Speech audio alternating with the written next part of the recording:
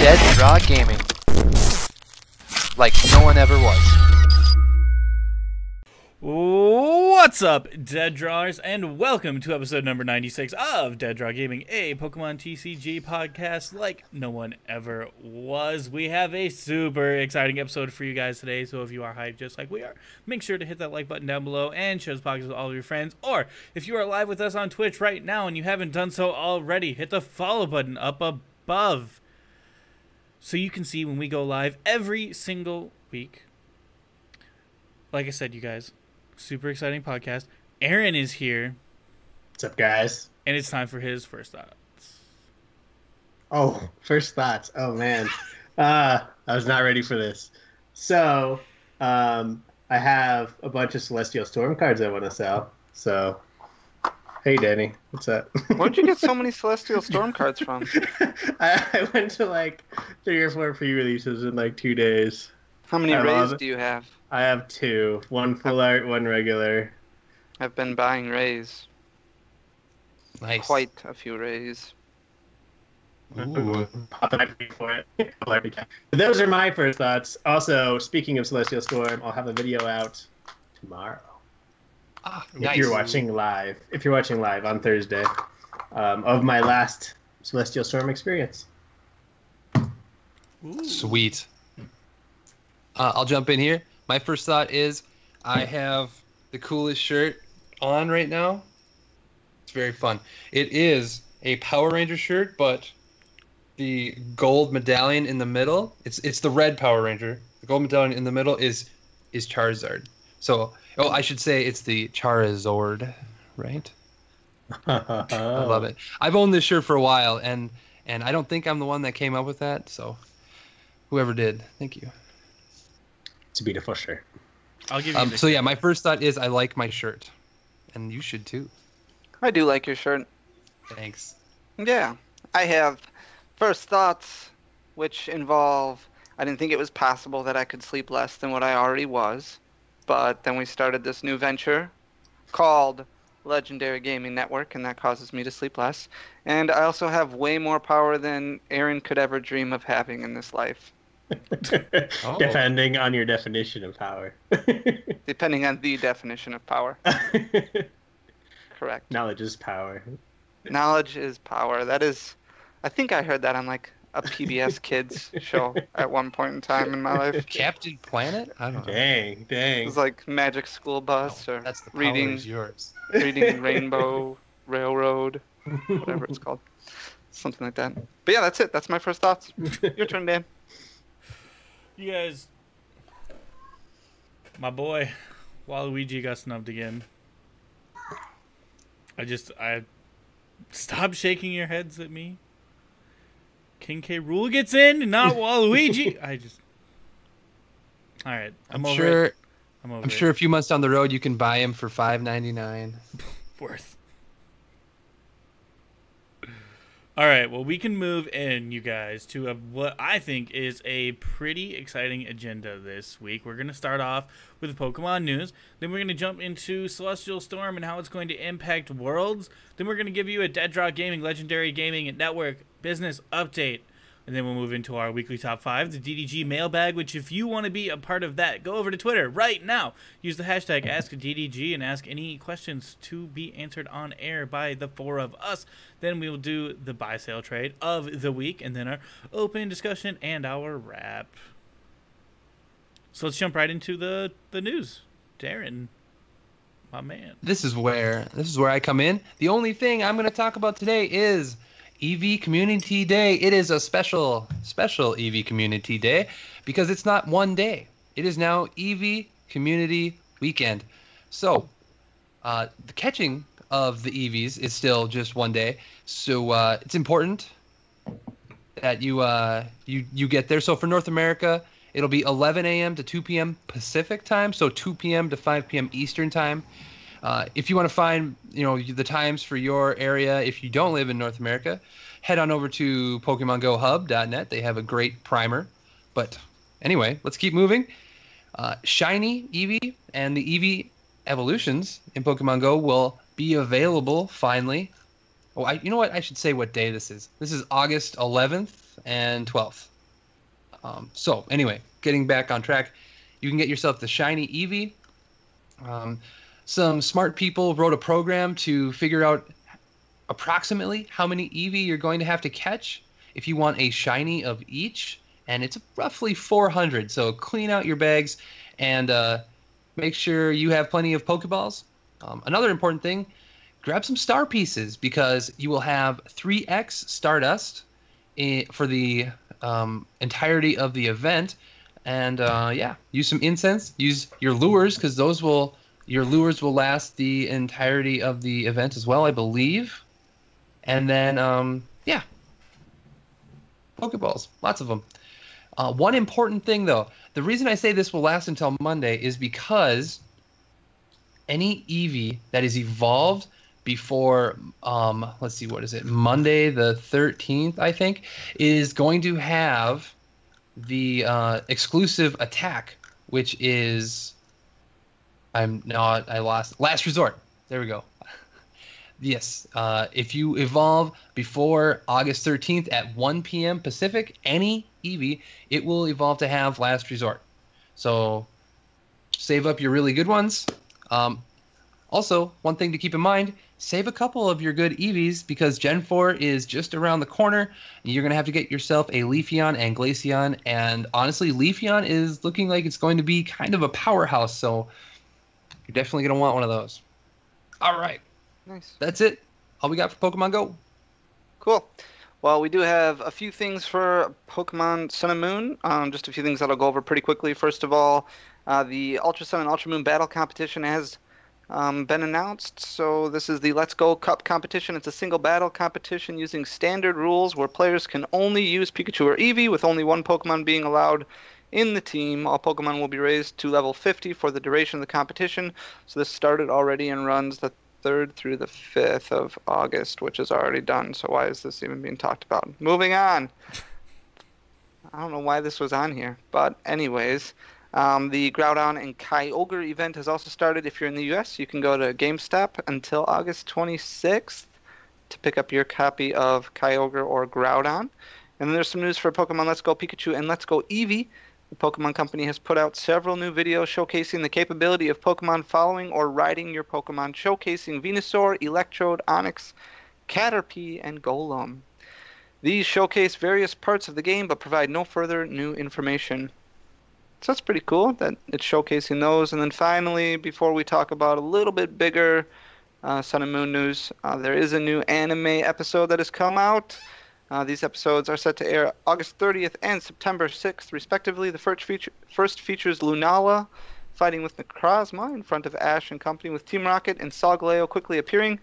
The second features Ash and company traveling through ultra wormholes to help stop the crisis of Alola. Ooh. And that's it. That's it. We can move on to a little bit bigger of the Let's Go news. Involving the Mega Evolutions. You guys want to talk about that quick before we jump into TCG stuff? Yes. Definitely. Cool. All right. So, Mega Evolutions are set to appear in Let's Go and feature Lieutenant Surge's artwork. Scans of the Korokoro magazine have leaked to the internet, revealing that Mega Evolutions will indeed appear in Let's Go Pikachu and Let's Go Eevee. The magazine also revealed Lieutenant Surge's artwork for the first time, and as expected, he'll own a Raichu. Ooh. Yeah, I like Raichu. I also like Raichu. I think that's important to say out loud. Yes. I think it's important that everybody knows that. So there was also, and I'd have to, let me see if I can find the tweet with it, but there was also like, what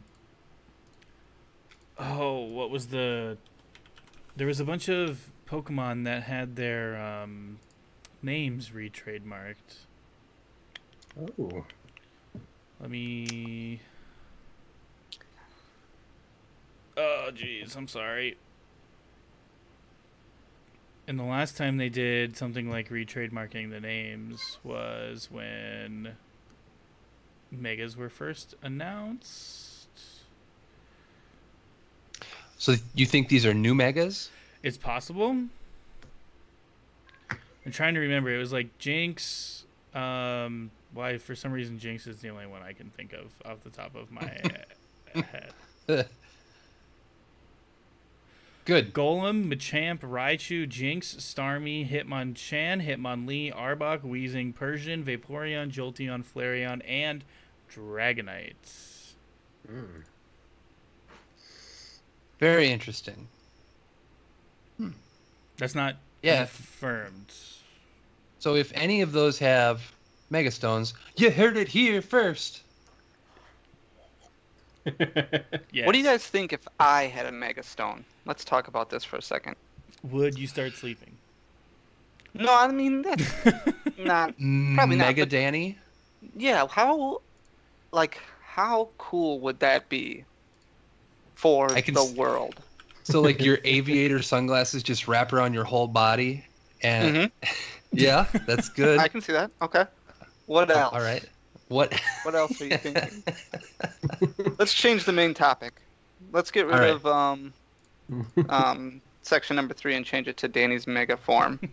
Oh, this is glorious. So everybody think about it a little bit, and we'll update the... Dan, can you update the agenda? On it. And we'll just speculate a little bit on Perfect. Danny's mega form. I think it would be a good thing. I think it really would. That sounds like a lot more fun than our other main topic. Very much so. All right, we do have a few things for the TCG that we can go over, so let's roll the ball over to Mr. Garmeme. I'm gonna actually snatch that right out of the air and start with some news from Koro. Lugia GX has been revealed. It is the first card from Sun and Moon 8 Explosive Impact. So I guess this may be like the set's main theme, dude. But let's get into the Pokemon. Lugia GX, colorless, HP 190, basic Pokemon, of course. For 3 colorless, Psychic, 30 plus. This attack does 30 more damage times the amount of energy attached to your opponent's active Pokemon. So that's like a Rangaroo, right? Except a Rangaroo only does 20 plus, I'm pretty sure. Yeah, but it starts at 60. Oh, so that's a lot better. No, and then we have a Waratsumi's Spear, I believe. It's just a reference to a dragon water god in Japanese mythology. But its base does 170, and this Pokemon can't use an attack during your next turn. And that's 4 colorless. That's a lot. So already kind of rip on these first 2 attacks. And then we have the GX attack called Lost Purge GX for 3 colorless. You can't read it. It says this attack is illegible. But either your opponent's active Pokemon and all cards attached to it into your opponent's Lost Zone, or just all cards attached to it to your opponent's active Pokemon. I'm really interested to see how this one reads, because if it's like the Pokemon plus all the cards attached to it, that's kind of nasty. But I don't know. Anyways, weakness to lightning, resistance to fighting, and a retreat cost of 2. All right, so I want to say one really quick thing about Lugia. All right, you got a Zoroark in the active, your opponent's Zoroark in the active, and your opponent also has all 4 DCEs attached. You triple Inniporter and then Lost Purge. Why does your opponent have all 4 DCEs attached? Not to like just on the field, just to Zoroarks. Okay. Like all 4 of them have been played. So he's got a full bench also. Yeah, I was like- triple Inniportered. Lost Purge. Dude, GX. I can see some good play with Enniporter on this card. That is Otherwise, That's this card's fair. not. I could be wrong, but it's not looking to be like meta breaking or anything. No. I mean, Hopefully- the artwork on this card is super cool. Oh yeah, It for is. sure. Lugia is not like a Pokemon that I'm enthralled with by any means like Cam, but I'm fine with Lugia. I have no problem with Lugia. I just think that the artwork looks super cool, and I think that this is one where the rainbow and the full art are going to look even better, Oh yeah. which is I'm super excited for. I don't mind the attacks that much. I mean, at least they're all colorless energies, it's still a lot to load up. You got 190 HP, which is pretty bulky, not too bad. I mean, you're gonna, for 4 colorless, you're one-hit KOing just about anything with a choice band. It's just, it's okay. It's okay. I'm fine with it. It's okay. So as far as this card goes, in my opinion, I don't dislike it. I'm very curious to see what kind of support it has. You got to keep in mind, this is the first card that we are seeing in an entire expansion. So who knows? Who knows? Moving right along. Let's talk. If we're talking about a future expansion, let's get an update on our next expansion really quickly. The next expansion, Lost Thunder, is set to be the largest in TCG history. That's kind of incredible. Dang. It'll include 210 cards. Wow, this is insane. And that's not even including all the secret rares that are definitely going to be in the set. So yeah, this is the first Pokemon set to break the 200 card barrier. According to PokeBeach, it will feature 7 Prism cards, 3 of which are stadiums, 13 GX, 4 Ultra Beast cards, and more than 20 different trainers. That's big. That's awesome. Yeah, I mean, there's a lot of trainers in Celestial Storm. This is insane. I mean, come on. Holy cow. Have we had a Sun and Moon? What's the smallest Sun and Moon set? Don't count Shining Legends. That's not fair. Crimson? Ace? It might be Crimson, I guess, I feel like they all have 150 or more. I know Celestial Storm has 168. 183. I know it. Well, in the set symbol, I guess. 183 with secret rares, which is crazy that now we're going to do 27, at least 27 more cards than that. I just don't. So I was very unhappy with the pull rates for Celestial Storm. I can't even imagine what I'm going to be thinking of the pull rates of this. And the reason I talked about this in my vlog a little bit, it just felt like when we were opening, we were constantly pulling regular RGXs. And it's fine if you keep opening Rayquazas, but Rayquaza is only 1 GX. Like, if you look at pricing for Celestial Storm, for the most part, the regular arts they're done for. Like, they are all falling. The full arts are staying decently high, and so are the rainbows, because the pull rates on them are so bad. Like, they're just not pulling them that well. Like, there would be boxes where you open up 7 or 8 regular arts and then 2 Prism Stars, and you're like, hey, cool, I got 9 ultra rares, quote unquote, but 7 of them were regular GXs, and it would be very common for you to open up an entire case and only pulled 1 secret rare. We opened like 45 boxes and didn't even pull an Acro Bike. Come on. Give me my secret rare Acro Bike. My friend opened an entire case and didn't get 1 Rayquaza GX of any rarity. Wow. See, that's crazy to me. When Dan and Darren came down to open up our first 25 boxes, we did not open up a full art Blaziken. Like, that's like an $8 card. Like, you can't even give me an $8 card in 25 boxes? Please. Come on. It's tough. So I can't even imagine what it's going to be like when there's 220. Right. Yeah, big ol' yikes. All right, what else we got? It's a lot more cards that we can sell at least. Yeah. That's true. We've got the special Reverse Holo Trico promo at GameStop and the Canadian Toys R Us stores. So the trade and play events were held in the United States up until the closure of... Oh, that's not important. Anyways, we got this Trico that has a new holo pattern on it, which is really cool. So they're doing some of the GameStop stores and then all the Toys R Us that are still in Canada. So this was last weekend. But I don't think we talked about it before. And the art is amazing. Yeah. It is very nice art. So for the Trico that came in, Darren, remember when you opened up a box and you pulled a reverse holo Trico and it was like all damaged? Yes. It was beat up pretty good. When I was sorting through our cards, the reverse holo Tricos, I would say probably 75% of them are like that. It's got to be a printing defect. Wow. I don't know if they just, like, the cutter messed up.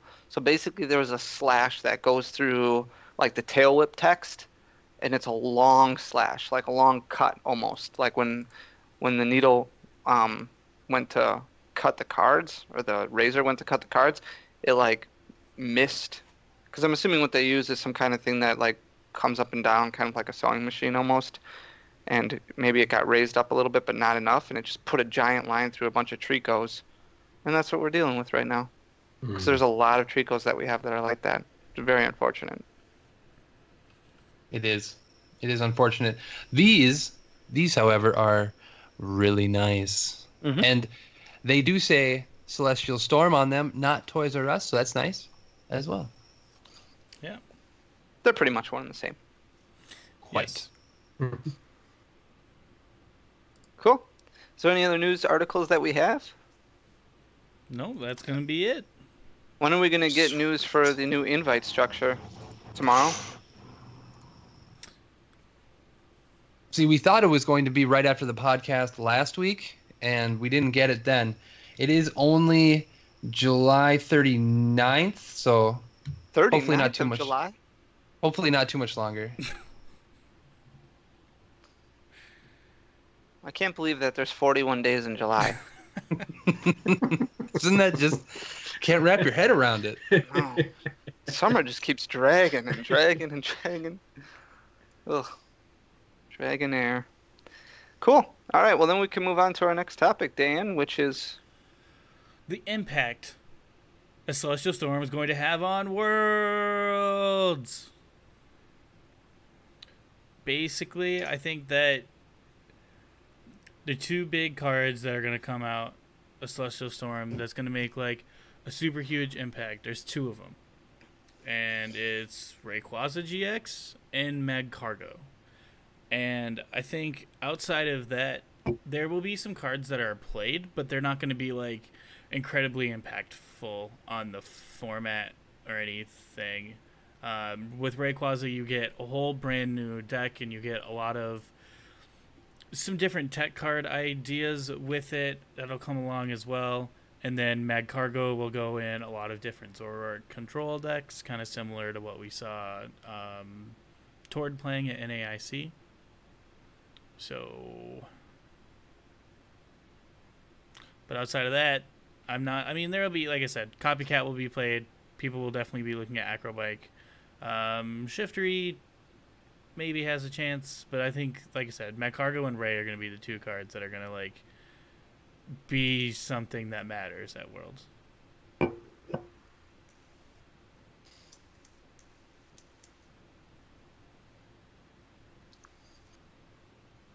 I think Rayquaza is the only card that's really going to see a ton of play. I think right now Rayquaza is impacting the format so much that really what it's doing is starting to make people adjust their thinking a lot and confusing people a lot more because they're testing different variants of Rayquaza. So there's like, you could play Rayquaza with Garbodor, you could play Rayquaza like with a heavy item count, but then you run into issues because what if you play against SB Garb or something like that, and then you have to worry about piling 13 items into your discard pile on turn 1, and then GG because you're not keeping up with the prize trade at all. So that makes things difficult. And then you can play Rayquaza Garb, but it's just slower and it's not as effective as attaching a ton of energies with Max Elixir and things like that. So, but then I've seen some really cool ideas with different fairy decks out there. Like there's a fairy deck that was good and then super inconsistent and then bad and then came back a little bit and then decent and then bad again. And now there's like Xerneas that's starting to crop back up a little bit. So it's really... Celestial Storm is messing with people because they don't know what to play because they don't know how much Rayquaza they're going to run into. And if they're hoping that League Cups are going to give them a lot of answers the week before, I don't know if that's necessarily going to be the case. If you're playing in the Open, you probably have more luck with League Cups the week before because it'll probably give you a little bit better of an idea. But as far as Worlds goes, I don't think you're going to get that idea. And I think a lot of players might actually change their deck from day 1 to day 2. So that'll be an interesting thing to keep in mind. Also, I know a lot of times most of the players don't change decks over. This year they might. But I think Rayquaza is having the same impact as what Forbidden Light had with Malamar and Ultra Necrozma, where a lot of people were going into an event not really knowing what to play, and then Buzzwole just kind of ran supreme. So we could see something like that where a lot of people are saying, hey, it's going to be Rayquaza, and then it might just end up being, a Zoroark variant that comes out on top. I can see that, definitely. I think another problem with the Ray thing is like it still like doesn't beat Buzzwole all the time. Garb versions have a better shot, but Rays that don't play Garbs are still, they're not like destroying Buzzwole by any means, and Buzz is still probably BDIF. I could kind of back that up. Anytime I was playing like any Zoroark variant, I had a pretty easy time with. But when I went up against Buzz, usually you lose with Ray.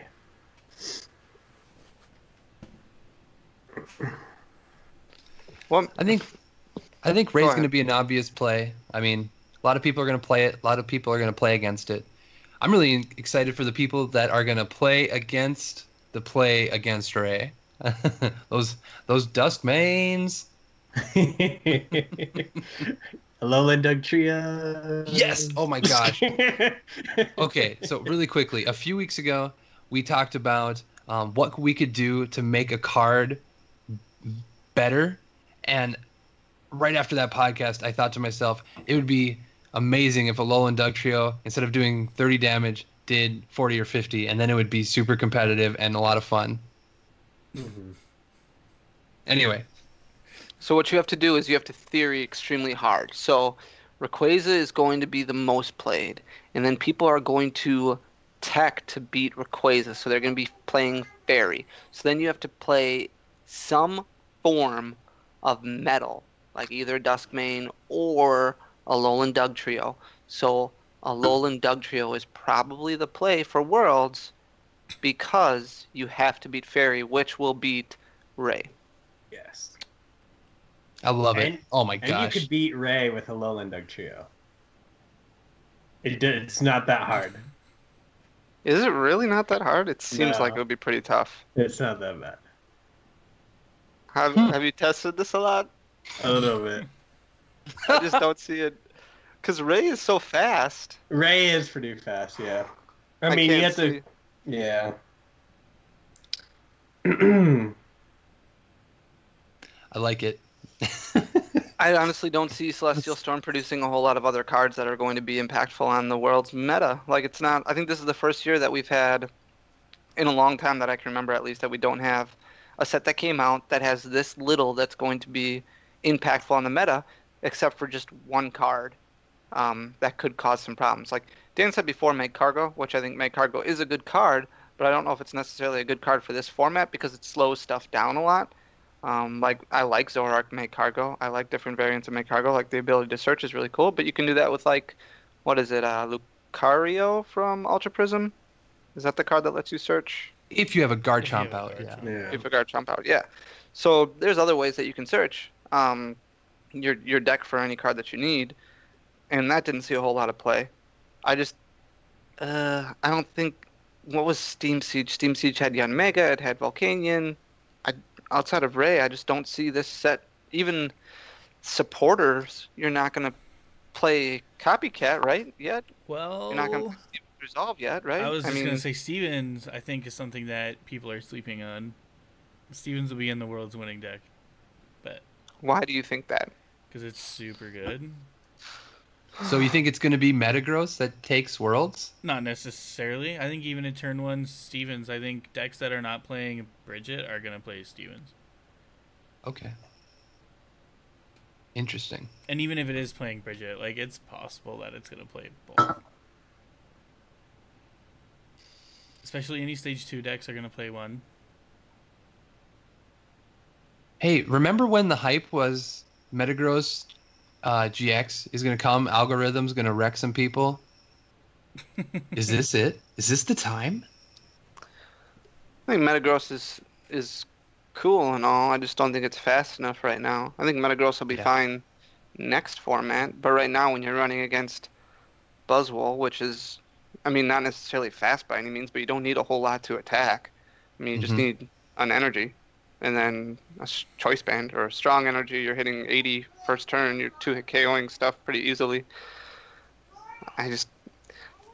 Things were supposed to slow down a lot with Sun and Moon, and they did for like 5 seconds. And that was when then Decidueye became like this ultimate beast that nobody could beat, and Vileplume was broken. And so they took care of that problem by banning Vileplume and speeding up the format. Granted, Vileplume would have rotated out anyways, but speeding up the format, now you run into like probably Gardevoir GX last year was the first time when the format really sped up, because you could just Secret Spring and you could really just start piling on damage really fast. Like turn 2 with Rare Candy and everything. And you had Zoroark, which kind of broke things a little bit, and now they've tried to counter Zoroark a little bit with other things, and now we're just at this really fast stage, and I don't see Celestial Storm really producing a whole lot that's going to be impactful. I mean, aside from Rayquaza. I think that's it. Okay.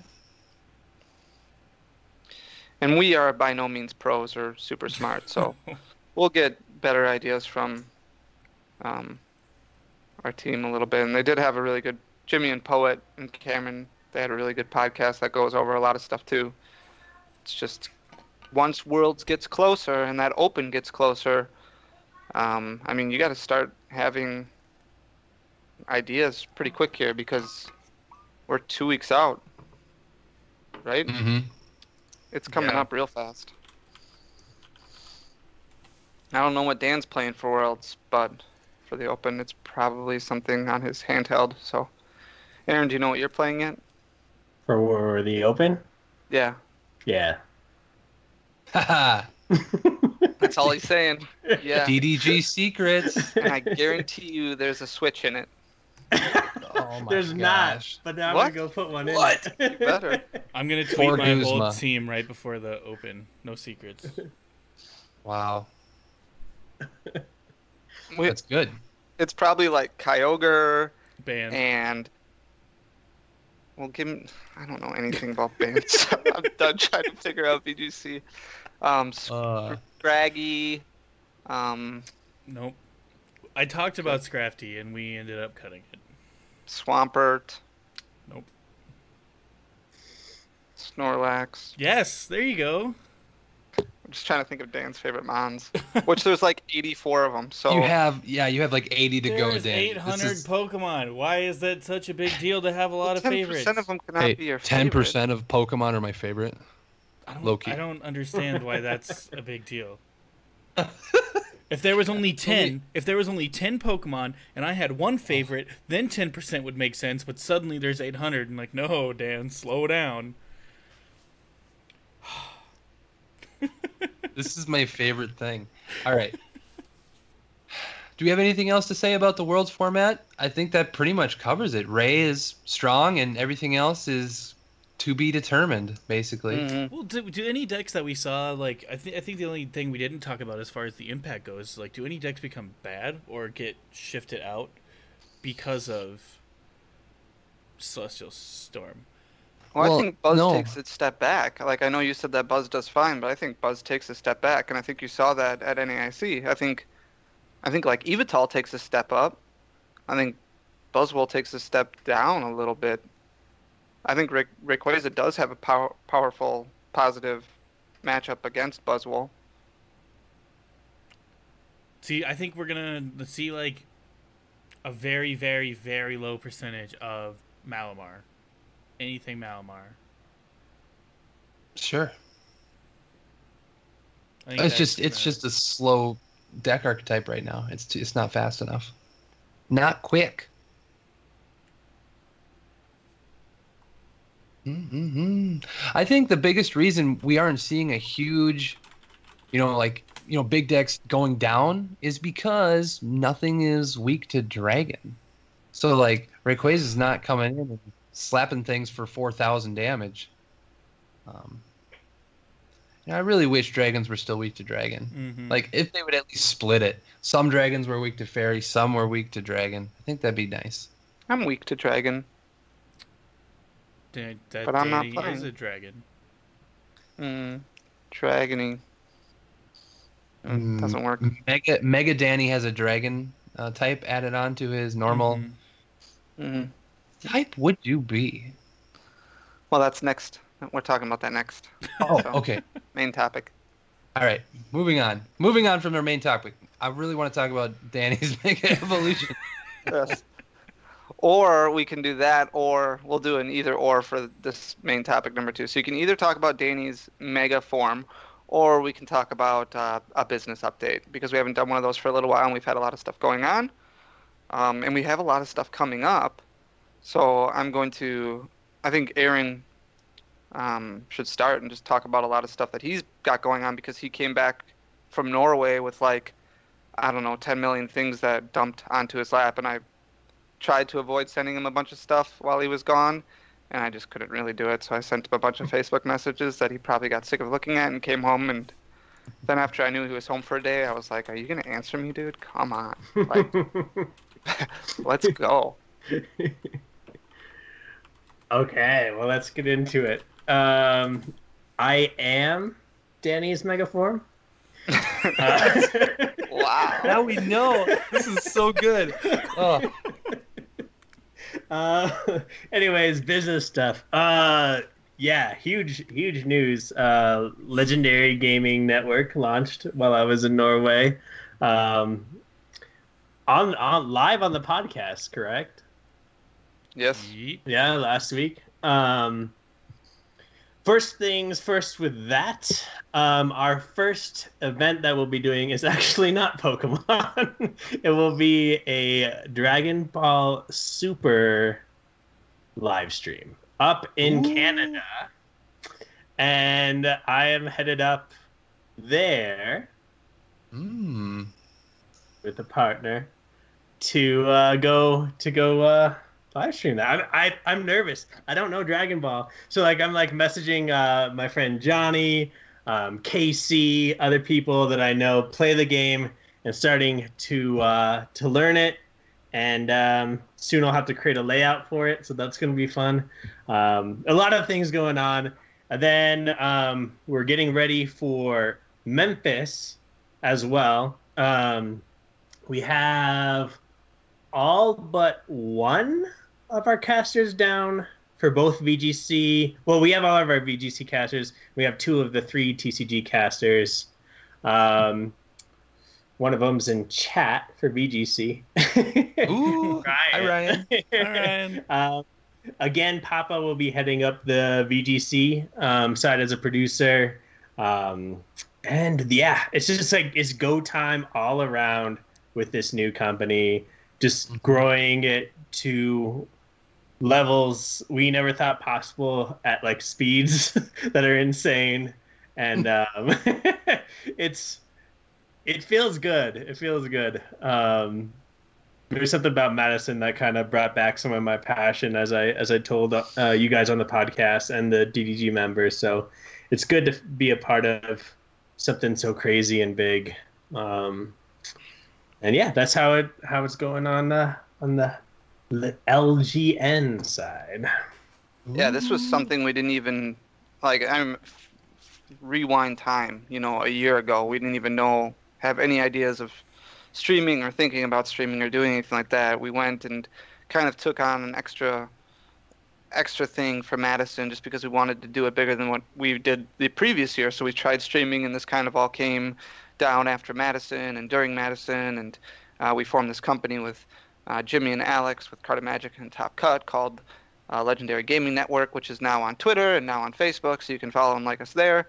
Pay attention to our Twitch channel, which we'll put out there because, like Aaron said, he's going up to Toronto, Edmonton, somewhere around there for a Dragon Ball Super stream, which is less than a month away.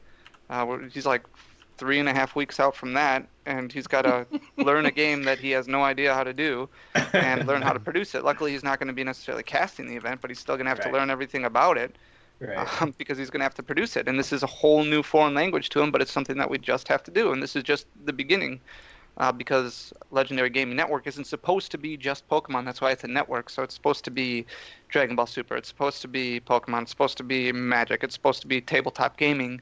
At its greatest, and it's supposed to grow and blossom into this huge thing. and it's already starting that way, which is really cool. And right now we've done a little bit of research. There was a Dragon Ball Super stream regional that went on last weekend, so we were able to look at some of that a little bit and see how things were laid out. And I think it's definitely an area that we can pursue and really grow, because right now I don't think there's a whole lot into it. The one that was streamed last week was just in a Dragon Ball group, and all that it was a live Facebook Live, which was crazy. And it was, I think that the community itself will be able to bring something that it doesn't have currently, just because of all the passion and stuff that Aaron can bring to the table. So it'll be a lot of fun for that, and that's literally how LGN is starting out. And then, like you said, Memphis is right around the corner, and we've been busting around like crazy, working on finding sponsorships and advertisers and things like that, which is still open and still available. We still have more room that we can fill. So if you do have a company or you're looking to advertise yourself a little bit on stream, like, reach out to us. Feel free to let us know. But it's a great opportunity, and we're going to continue to grow this stream with 5 regionals this year, plus other events that we'll definitely do too. It's going to be a great outlet to try and grow your brand while we grow a new brand that's not just Deadjaw Gaming, but also LGN. So I'm really excited about that. Anything else you guys want to say about LGN? I really like our logo. Yeah. The logo is Nice. Nice logo. Sick. I like that our letters kind of just roll off your tongue. LGN. It's not hard to get out of your mouth. It's good. It's good. Mm-hmm.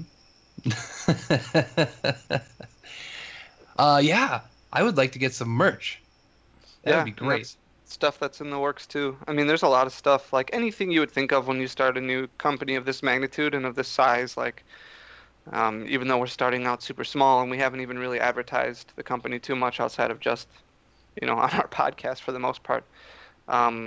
It's gonna be a slow climb a little bit at the beginning, but we're, everything's in the works for it, and it's a lot of stuff that's gonna fall on Aaron's shoulders a little bit, taking over as somebody who's gonna have to run, the media and the content for 2 different businesses.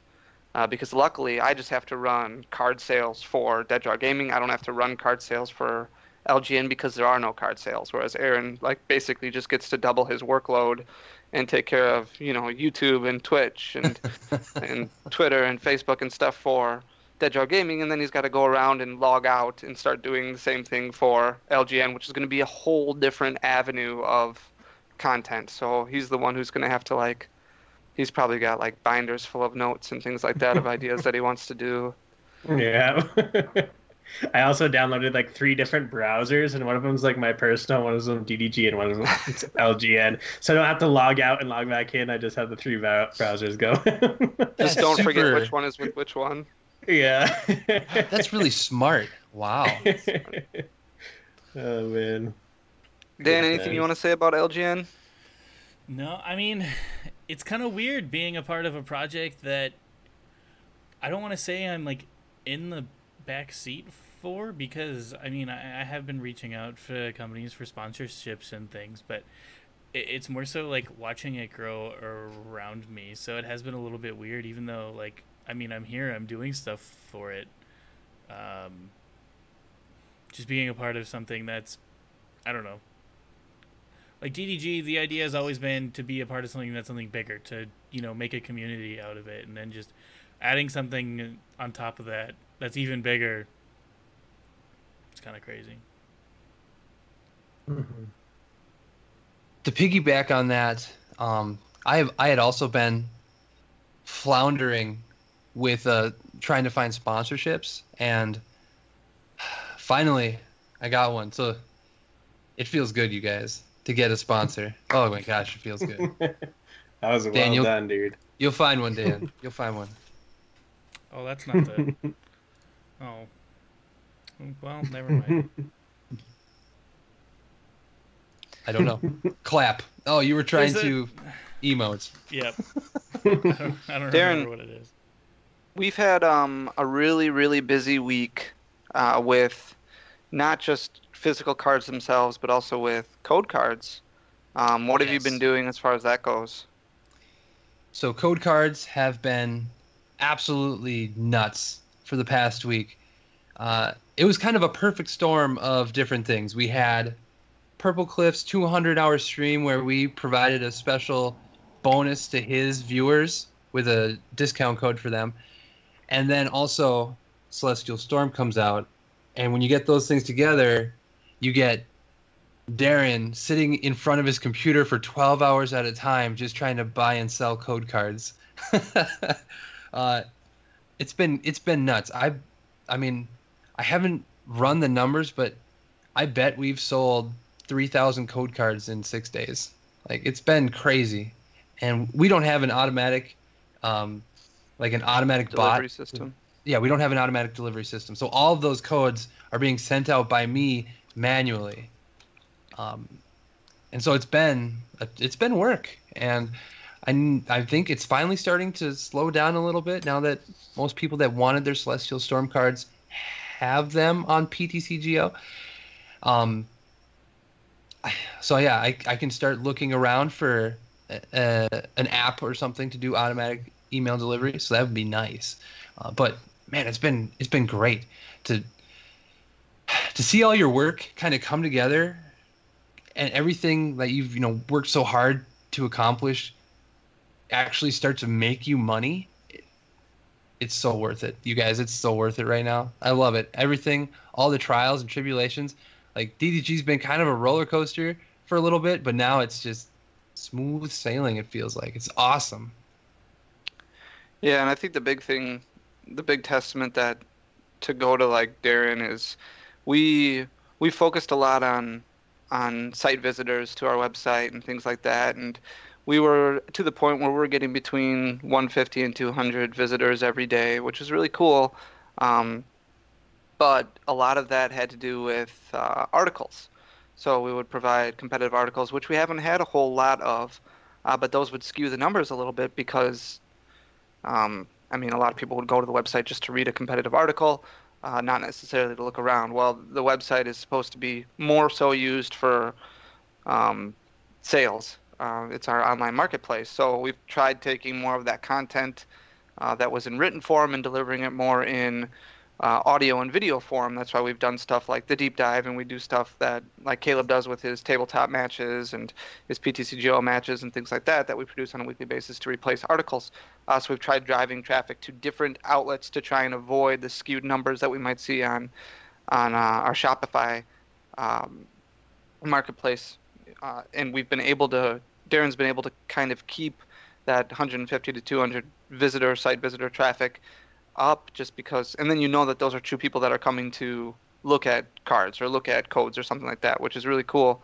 And it's an outlet that we didn't even necessarily really consider in the past. We sold code cards for a long time, but never to this extent, which is really cool. And Darren's done an excellent job at doing that. And a lot of, I'll go over my buy sell trade category a little bit later, but I've been extremely busy buying cards and selling cards and getting new inventory in. And last night I uploaded close to 800 ultra rares to the website, and that's not even a third of probably what I've got sitting in front of me right now.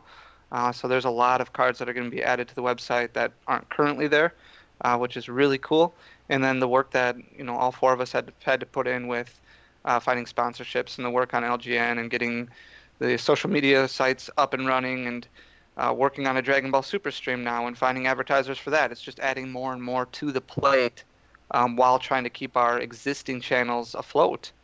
So the business has been insane, and it's really just trying to figure out ways that we can balance everything without letting anything suffer. And I think it's finding that balance that is super difficult. Mm-hmm. So that's kind of a business update. Is there anything else you guys wanted to say about what's going on? I know that YouTube has been something that we have not necessarily focused a ton on, but it's still been growing quite a bit, which is really cool. So I'd like to see that continue to grow.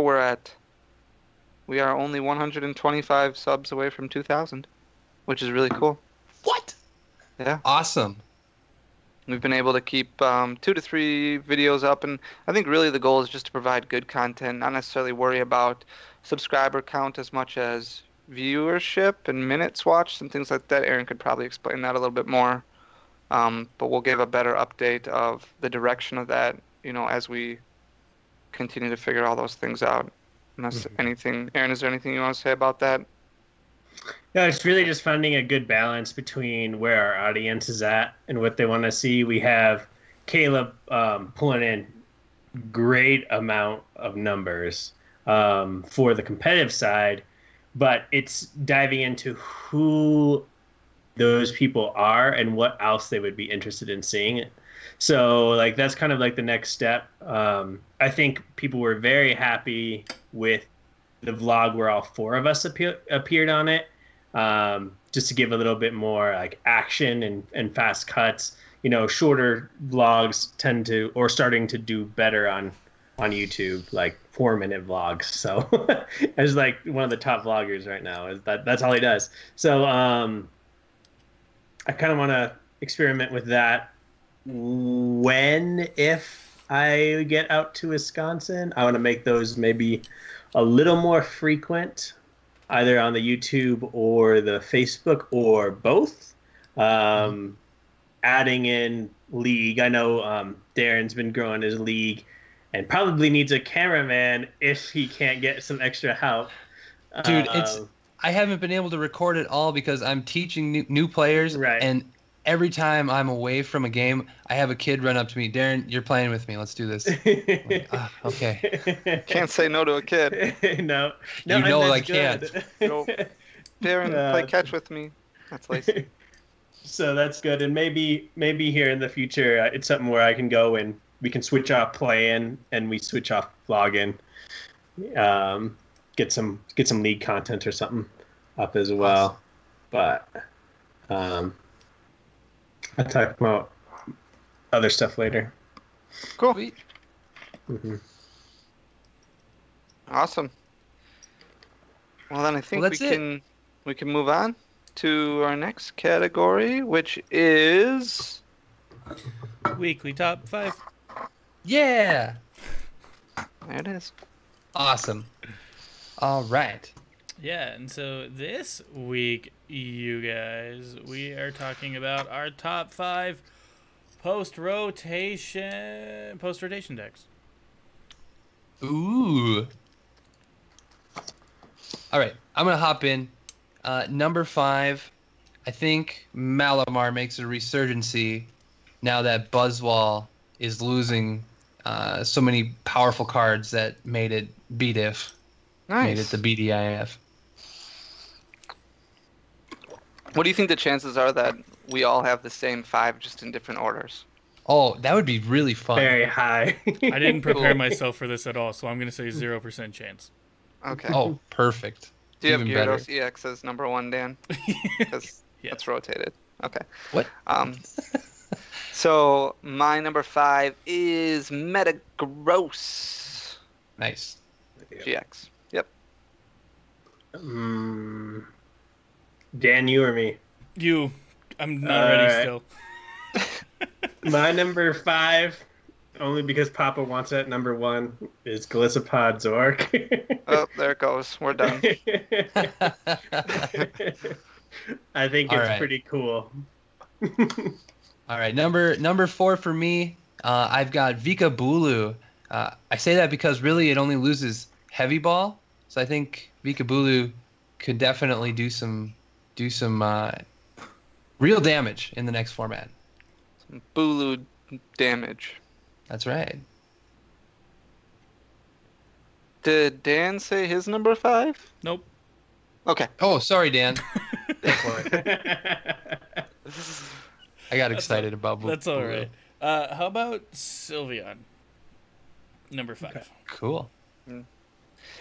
Okay, so my number 4 is Gardevoir GX. I like it. My number 4, at the very beginning of the format, before Electric becomes really cool, is Ho-Oh Coway. Because it's faster than everything. Okay. Not faster than Mega Danny. Ooh. Dan, what's your number 4?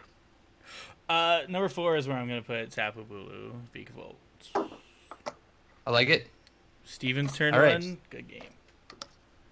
Number 3 for Darren is the Gardevoir GX. Nice. My number 3 is Darren's number 5, a.k.a. Mr. Malamar. Number 3 is, again, Bulu. Gotta go with Bulu. Ooh. Number 3, I feel like my top 3 are all going to be some version of Zoroark. I'm going to put Zoroark Golisopod here, number 3. Okay. It's going to be super strong. Number 2 for me is a Zoroark variant. I haven't decided which Zoroark is going to be good. It might be with Magcargo. It might be with... I don't know. Honestly, I don't know. I couldn't say. It might just be straight Zoroark. I don't know. We'll see. Oh, so you're just saying Zoroark variant. Yes, just Zoroark variant for me. Cool. I do have a Zoroark variant in my top 2, but it is not at number 2. My number 2 is Rayquaza. Ooh, Nice. Spicy. My number 2, I always have to put something stupid in here and spice in my top 5. I'm going to say Buzzwole Lizia for the Diancie and the Beast energy turn 1 to hit massive damage. Interesting. Number 2. Mhm. Woo. Like it. My number 2. I feel like I want to follow Aaron here and also say something really stupid, so I'm gonna... Oh, maybe not. You know what? I lied. No. Number 2 is just gonna be Zoroark, Lycanroc. Okay. All right. Number one for me is going to have to be Wishy Washy GX. What? We don't have Baby Wishy Washy yet. As soon as we have it, though, that's the only deck I'm playing in Standard. But no, my real number 1 is Rayquaza. Oh, I was going to say. I thought, okay. It's post-rotation. Okay. Anyways, my number 1 is the Zoroark variant. It is not Golisopod. It is not Lycanroc. It is Zoroark Greninja GX. Oh, cool. That Will one be the is best pretty deck. good. That's after rotation. that's a good one. I might have to copy that because I have played it. I have played it post rotation, and it is. If you pretty are nasty. saying you might have to copy it, that means it wasn't even in your top 5 it wasn't, originally. So it's knocking off something else. but I was just naming off 5 decks I knew. I don't have a number 1. Oh, okay. Fair enough. So I might have to go with something. Actually, no. I'm gonna go Leafeon. Oh. What? Ooh. Ooh. And you That said your Leafeon. silly pick was your number 2. Nah, number 1, excuse me, Gardevoir GX. Okay. It's gonna be Sweet. Gonna be number 1 again. I want to throw an honorable mention out to the new Beast Box deck that's being worked on right now. Like Stack Attacka is super neat. Stack Attack is really cool. Yeah, there's just a lot of options there. I think it could be pretty good for League Cups, and if someone gets the right list together, watch out, regionals. Or, hear me out. I know we don't have greedy dice anymore, but just you play 4/4 Zoroark and a bunch of Stevens and a bunch of order pads and a bunch of missing Clovers and Kartana. Yep. Cloverfield. I think a lot of, like, after post-rotation, there'll be a lot of testing and things like that once World is finished up. And it's nice that you have League Cups right away. League Cups already start, the week before Worlds. Granted, it'll be Worlds format still, so it'll be, like, Puzzle of Time will be legal and everything like that. But once rotation hits and you're going Sun and Moon on, I think there's going to be a lot of stuff to test. I think just the 5 decks that I named off are the 5 decks that I'm most confident moving forward. But obviously there's going to be other things like Shiftry or Banette or Scizor or like you guys said, Tapu Bulu or Golisopod. Yeah, those could be fine. They just need to be tested a little bit. I just think that right now, as far as confidence goes, those are the 5 that I would lean towards moving forward, and that could change depending on how the meta is formed. Everybody's meta is going to be different depending on where you live in the country. So like here where I live, like I know Greninja was really popular for a really long time at leagues when I went, so that was something that you kind of expected when you went. So I ran Vespiquen a lot because it beats Greninja. Neat. Cool. There's your play for Worlds. Vespiquen? Play No. Vespiquen whenever you can. No. You probably will get DQ'd. I mean, yeah, because you'd have to put in a different list. You wouldn't get DQ'd, right? All your Vespiquens just become basic energies. And your so every Combis? card, Basically every card. As soon as you don't have a basic Pokemon in your deck, though, then you'd be done. Well, you can run Klefki. That's still legal. Is it? Oh, there you go. You'll just have Klefkis. And You just 70 Wonder energy. Tag. Wonder Jeez. Tag too. A Yep. Wonder Tag. 4 Klefki and 27 Grass Energy. There it Why not? is. Well, you'd probably FTW. change them to Fairy Energy, right? Oh yeah, you can use any basic. Awesome. Well, that's it for our weekly top 5. We can move on now to our DDG mailbag. DDG Mailbag. All right, let's start off with an actual piece of mail. Look at this. Wait, what? What? Yeah, 2 Dead Draw Gaming. How cool is that? Hello? All right. Yes. All right, Man, so did this you write comes. this yourself. No, this comes from Jess. I found her on Twitter. She was asking where she could get rid of her energy cards because she wanted to donate them somewhere. So I'm like, you know what? I would love your energy. I'll use them at my league. I've got tournaments coming up. We have a sealed deck tournament coming up, and I'm actually kind of low on energy because I never take Danny's, even though he has thousands of energy. So Jess was like, hey, I'll send you my cards. And she also sent a really nice note. And I told her I was going to read it. So there you go, Jess. It says, hello, my name is Jess. I first started playing Pokemon competitively after watching Trainer TV. Through Trainer TV, I found you and have followed you since. This will be my first full season playing for championship points. I can only attend the Florida regional, but one day I hope to come play in Madison. I hope this energy helps your league. I'd be happy to send some from time to time when I've got extras. Yeah. So there you go. Thank you so much, Jess. Very nice note. Let's see here. Yeah. Give me 1 second. Someone else talk for a second. It's not really my energy as much as it is our energy.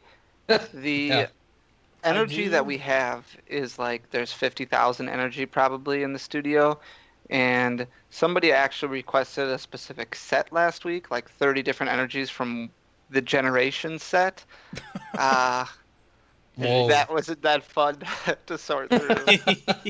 Thanks a lot, Jimmy Pendarvis. But did what I did. Did what I had to do.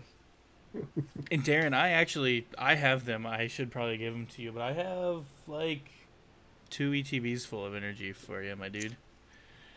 Thank you. That would actually be very helpful. All right, so I thought Jess sent me an assigned energy. I guess she didn't. But look at this one. That's pretty nice. Hey, who's that? Who's that? Yeah, who's that? So that was cool. Oh, hey, remember when this guy sent an energy for Dan and an energy for Danny?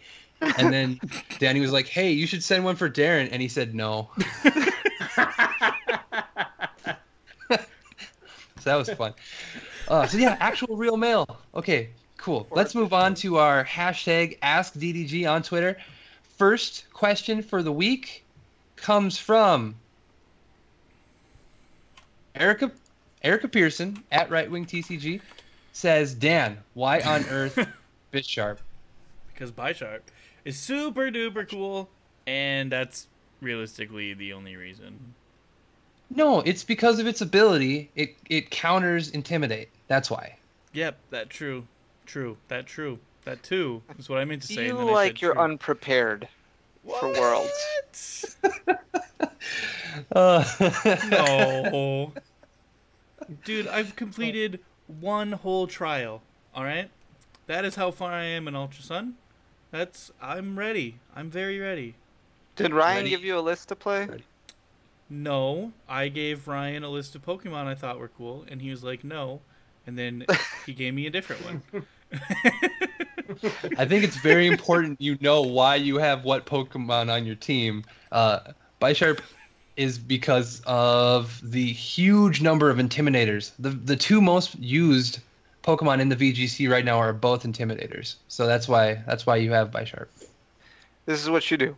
Load your team up with Metapod and Kakuna and Geodude, because the most annoying thing when I played Pokemon was when I would have to battle one of them and they kept using Harden all the time, and then it takes like 400 attacks to KO them. So do that. I wish could be fun. I wish it worked like that. It would be pretty fun. Pretty cool. Just You bring would a probably metronome make a lot of team. friends. Darren v. Next Dan question. VGC battle. I would watch that. I'd win too. What? Don't, I'm sorry, Darren, what? didn't you play competitively VGC? Me? Yeah, I did. No, Darren. Yeah, that's what I said. Yeah, Yeah. I did in 2014 and 15. But I didn't ever go to a regional. Well, I went to one regional for VGC. But then regionals started doing them at the same time. It used to be regionals did TCG and VGC on different days, so you could play both if you wanted. That was neat. That was also when only 200 people showed up. So Yeah, much different now. I remember that regional. 196. We were like 5 masters away from getting a top 32. Mm-hmm. And Yeah. instead we just got a top 8. I do remember that. I brought a water team to that. I'm a huge fan of Politoed, Swift Swim, Ludicolo. I had a perfectly formed Assault Vest Ludicolo. Hitmontop's a cool dude. Like, all my favorite Pokemon now are basically because I started playing Pokemon as a VGC player again, and then got into TCG. So who would win that battle, Darren? Between me and Dan, Yeah. right now Dan would probably win just because I haven't practiced him forever. It's the kind of game where you really do have to play it to be good at it. You know, you get rusty. I'd be too rusty. He'd crush me. I'm not super confident in that, but I'm going to say yes anyways. If we played 2014 rules, then I'd probably get you. Alright, dude. All right, moving on. Next Shuffle. question. Next question is from Alex Darnell, at Alex Darnell. What if I don't want to take a pic with Dan wearing a shirt that has your faces on it? What if I want him to take a selfie wearing a shirt that has all of our faces on it? I don't understand this question. Dan, does this mean anything to you? I'm a little confused. Okay, so I think what he's saying is he wants a shirt with his face on it and mine and yours and Aaron's face on it, instead of a picture with him with all of our faces on it. So he wants Dan to take a picture with a shirt, maybe I'm not understanding this right, with a shirt that has yours, mine, and his face on it, instead of taking a picture with Dan with our faces on it. Does that sound right? I don't know. Honestly, like, I what is from Alex? That's who asked this question, is Alex? Yeah. All right, well, Alex, if you want to get that shirt made up, I'll wear it at Worlds. I'll do it. I wear an extra large. That's nice. Okay, so Danny was right. Danny was right. Okay. Perfect. Yeah, you have our faces. Make that shirt. I'll wear it at Worlds. Perfect. All right. Unless anyone in chat has any questions, we're gonna call it quits for this segment. Is Danny evolving? Yeah, that's why he's not on screen right now. Danny is evolving. I cannot do it in a public setting. Okay, first of all, Jordan, I get to wear the romper. Hashtag Romp Stomp Squad. There's more than one day of Worlds, Jordan. Insight on what the DDG players are testing, I can't tell you that. Because one, I have that. I mean, I read the chat sometimes. it's really hard to read 900 messages every day of things that seem not important. To me. Seem not important. See, that's something I'm going to be cutting out for the audio version. I don't know. I'm not playing TCG at Worlds, so that's why it's not important, because I don't. Okay, it's important to them, right. And it is important.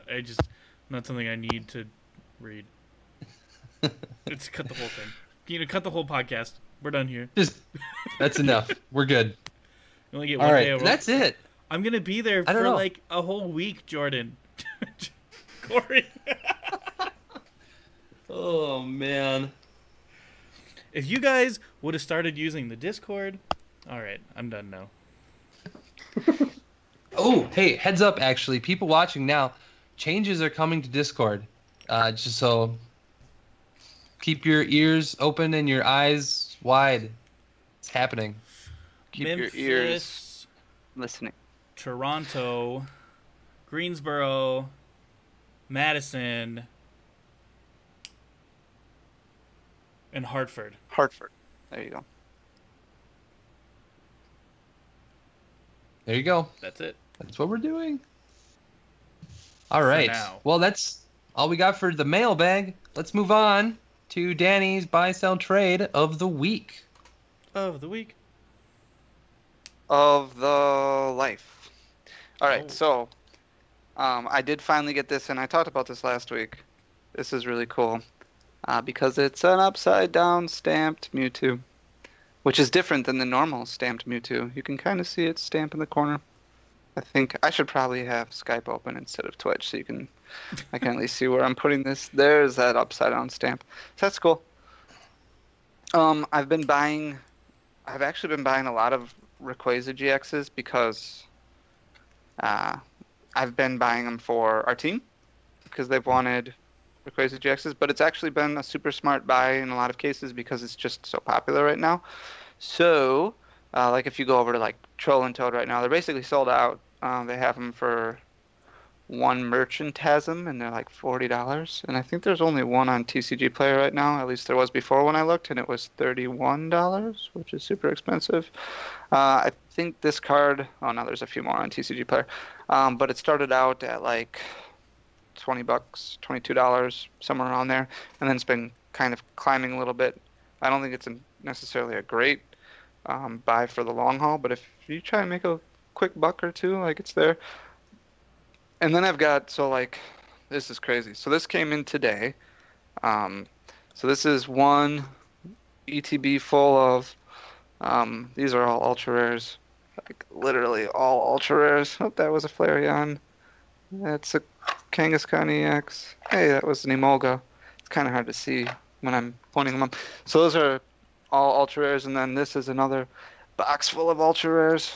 Like, this is fun stuff. Like, hey, there's some Skylas, and I don't even know. I can't even see. That's a What's Lurantis. that? Oh, Lurantis. There you go. A bunch of full arts. There's some Charizards in here, but then there's like some older stuff too that I didn't bring over here. But like, so here's like, did I show these already? The base trio, Charizard, Blastoise, and Venusaur. There's a few of those in there, and then a bunch of older like level X's and primes and stuff like that. It's a huge lot that I'm pricing out currently. I actually do have a price for it that I need to send over to the gentleman who sold us this stuff. Darren, he actually found my information from you. Oh, good. I did send a person your way, so I'm glad he found you. He said, hey, Darren told me to message you because I want to sell some cards. And I said, oh, good thing that you messaged me because I want to buy your cards. And then he sent them to me, and they got here today, and I got home and started going through them right away so that way I can get that stuff out. So I'm really excited about the Mewtwo, really excited about the Rays. And then there was this lot is loaded with a ton of stuff. It's crazy. Like, here's Mega Rayquaza EX Full Art, Secret Rare Alakazams Full Art Charizards, Mega Charizard EXs, Full Art Brigetti, Full art Decidueyes. Secret rare mysterious treasure. Like, there's just a ton of stuff in here. And there's some base 2, Nice. Dark Typhlosion. There's a first edition Hollow Dark Charizard. Like, a lot of good stuff, and that's not even including like the rares and the hollow rares and the reverse hollow rares and stuff like that. He sent me a sealed fossil pack and a sealed Team Rocket pack. Whoa. So just binders upon binders full of stuff. Really excited about it. That is super cool. So that's kind of where I'm going to be at for the next several days, is getting that stuff sorted and uploaded on the website and sold, and focusing on a lot of other stuff. It's really, really exciting. Really exciting. So that is my buy-sell trade of the week. I've been buying a lot of stuff, and I need to focus more on the selling portion, I think. 'Cause that is how businesses work. Got to do both. Got to have a nice balance. Yeah. Cool. I'm gonna piggyback on your buy sell trade. I bought and sold some Magic cards. Okay, so in the game of Magic, there is this buy a box promo that just came out with the new set called Nexus of Fate. And when it came out, a lot of people said it was gonna be really good, and a lot of people said don't buy it, it's gonna tank. So I bought a bunch right when it came out, and it tanked until last weekend when it shot up to like $35 a piece, and I sold them all for doubling my money almost. So that was pretty sweet. Nice. I was very pumped about that. But that's it. That's it for my Magic buy sell trade, because this is a Pokemon podcast. Yes. Sean would like to know what you guys think about the guy who sold his Rayquaza Gold Star PSA 10 for $12,500. $12,500. That's a lot of money. I I'm really wish- impressed he was able to find someone to buy it for that. That's awesome. Well, for some people, it's awesome. R.I.P. the dreams of ever owning one. We have owned one in the past, just not a PSA 10. Me, I want one. Me. Personally. Gotcha. I don't own a lot of cards. That's one I would like to own. You just gotta make $12,500. Well, actually, it'll probably be more by the time you make $12,500. So keep on building that nest egg. You can get a Ray someday, or you could just buy a car. I mean, Sure. one card or one car. Duh. The difference is the D. The D. All right. Yeah, I went through, it was, I forget when it was the end of July sometime that this went through. It did go on eBay, but it was, I mean, $12,500 for a Ray. Ray has climbed up a lot. I think I remember it used to always be Espeon and Umbreon Gold Stars that were the most expensive, and Ray obviously just being so desirable because of just it being a Ray. And then the fact that Ray was playable, right? As a Gold Star, it was pretty playable. No clue. I didn't play then. I'm kind of just asking Dan. I think he Oh. played. Might have known a little bit more. I'm not 100% certain on how playable it was. I think it was the EX that people played and not the Gold Star. Okay. I'm pretty sure Ray was playable, but it's hard to find. I mean, a PSA 10 for a Ray is kind of difficult to find, but I mean, Gold Stars in general have just been continuing to climb like crazy. I think they've leveled off a little bit, but I'm not going to say topped out. I just think that they've leveled off a little bit. The older cards like Legendary Collection has just completely jumped. And then you still have e-readers and stuff like that, base 2. Like all those older cards, as collectors continue to just drive the market, those just continue to grow and gain in price. So, yeah, PSA 10 Ray, $12,500. That would be nice to have. If we would have bought it for like $180, that would be a nice profit. Be a nice profit, yeah. Yeah, a little bit. It'd be cool. Cool. All right, well, that's our buy-sell trade of the week. We can move into our open discussion, which I don't think I have really anything for. That definitely needs to be said. We'll continue to work on streaming information, and I'm sure Aaron will get that stuff out to you for the Dragon Ball Super stream, and as well as other information, so pay attention for that. Otherwise, Aaron, is there anything else you want to add? No, I think we gave a good baseline, and we'll throw in some cool stuff along the way. But Ooh. but yeah, I think we're all good as far as info for LGN. Nice. Awesome. For me, for open discussion, my next big task is sorting through this big pile. This is one of 2 big piles of miscellaneous code cards. Nice. So we have things like Tapu Koko Pin Collection, followed immediately by Mega Sharpedo EX Premium Collection.